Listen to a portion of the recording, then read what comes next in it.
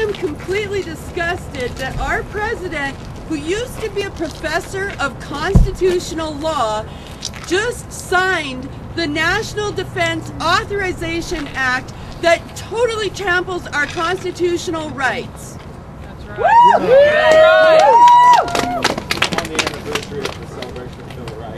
That's right, on the anniversary of the celebration of the Bill of Rights.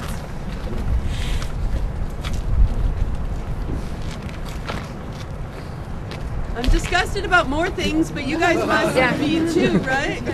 I have one quick question.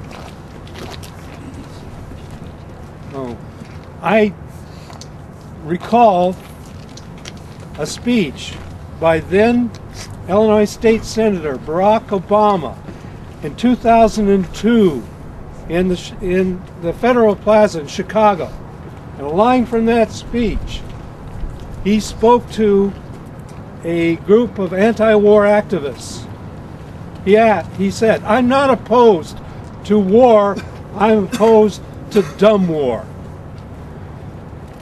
If President Obama wants to run for a second term, he needs to answer this question. Is there any other kind of war besides a dumb war? Amen. Yeah. Can I say something? Here we've got all of these guys who made it back. I'm Renee Epstein.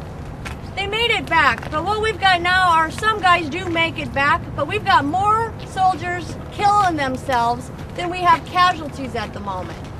Something is really wrong.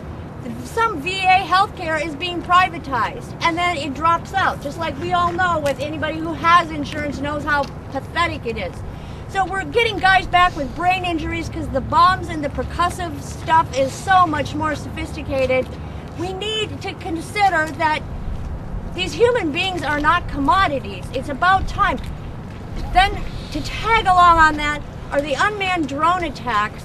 In Obama's first 100 days of office, there were more civilians killed with unmanned drone attacks in Pakistan, which didn't know we were really at war with them, than in the entire Bush administration.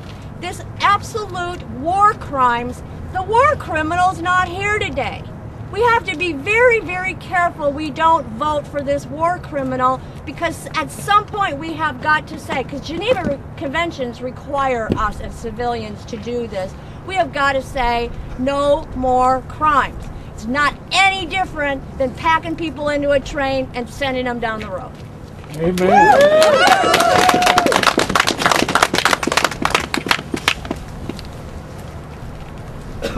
I'm David Smithers, and my son served a year in the U.S. Army in Baghdad.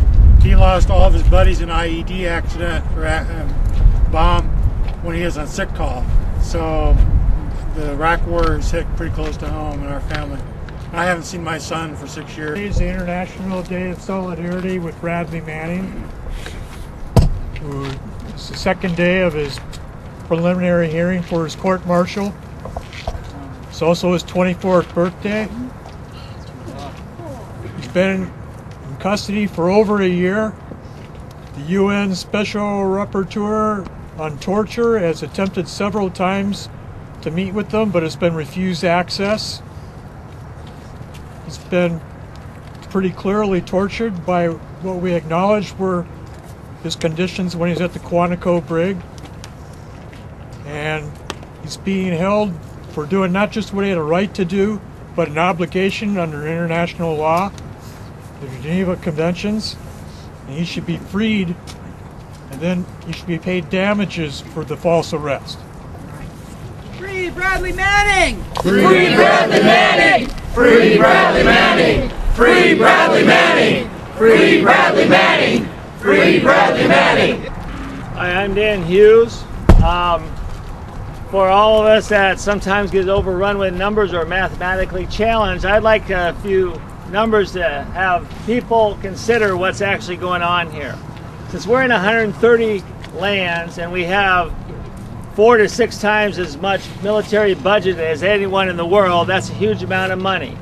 One country, in Iraq, we here $877 billion. That is 1,000,000 times 877,000 times. That is a huge amount of money in a land with 26 million people. 4 million people were displaced in Iraq. If they had the same numbers with us having approximately 11 times more people than Iraq, that would be equivalent to 12 million Americans killed. That would be equivalent to the amount of people that were injured, that would be, or displaced, it would be 50 million Americans displaced. How anybody can think that these numbers that are putting us bankrupt and all these people that are being injured by our actions in just one land does make us safer, they really need to rethink this. It does not make us safer. If that happened here with 50 million displaced and 12 million Americans, with somebody coming here and telling us they're here to help, there would be some darn right upset people. Yes, amen. Yeah.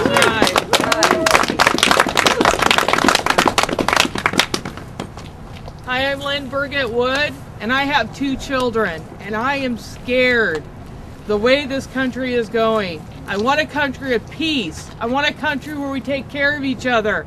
Spending over $700 billion on military is not, in my opinion, going to get us there.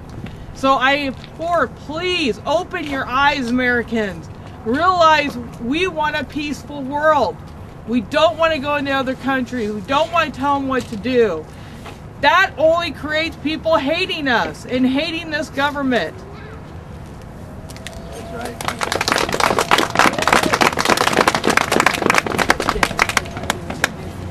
Yeah. I'm Eric Hedberg. Just a few years ago, President Obama was elected, and before that, I read a few of his books.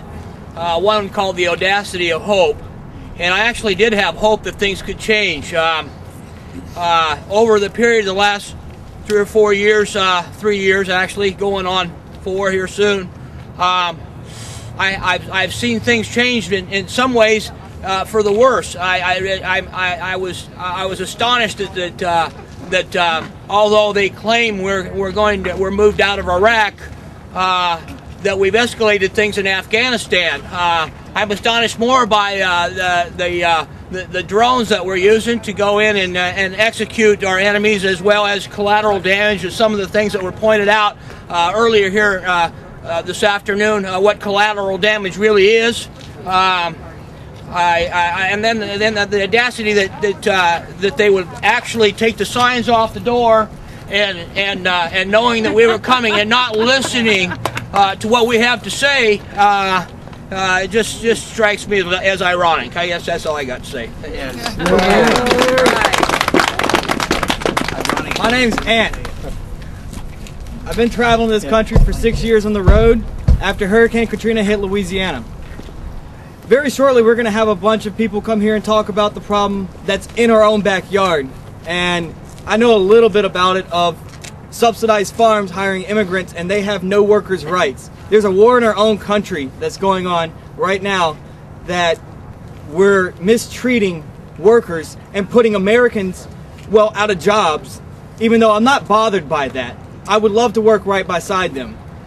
Just, I'm not allowed to because they have to pay taxes on me, where they get a tax write-off on working immigrants.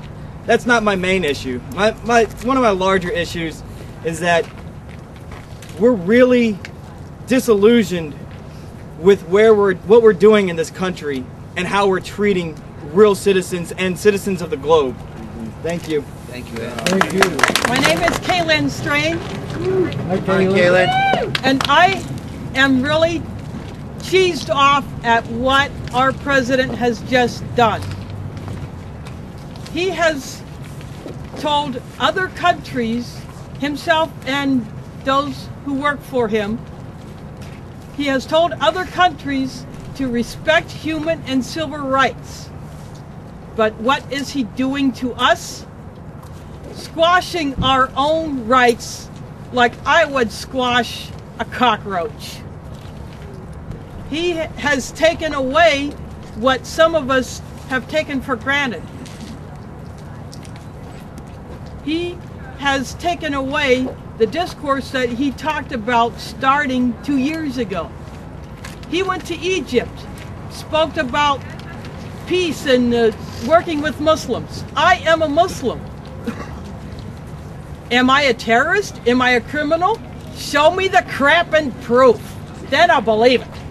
Amen.